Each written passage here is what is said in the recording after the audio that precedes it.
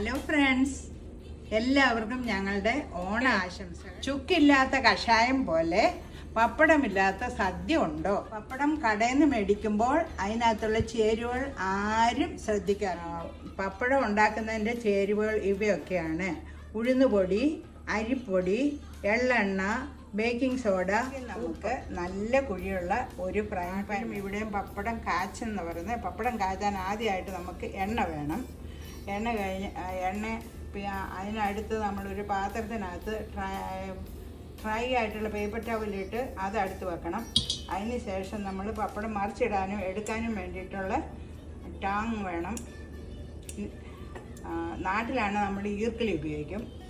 പിന്നെ പപ്പടം നമ്മുടെ ഓരോരുത്തരും ഇഷ്ടം അനുസരിച്ചുള്ള കേരള പപ്പടം ഉണ്ട്.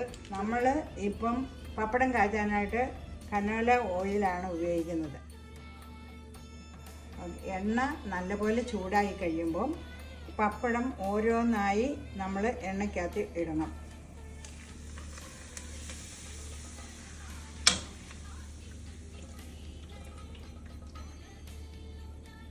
രണ്ട് പ്രാവശ്യം മറിച്ച് കഴിയുമ്പം പപ്പടം റെഡിയാവും എടുക്കാൻ. കണ്ടോ?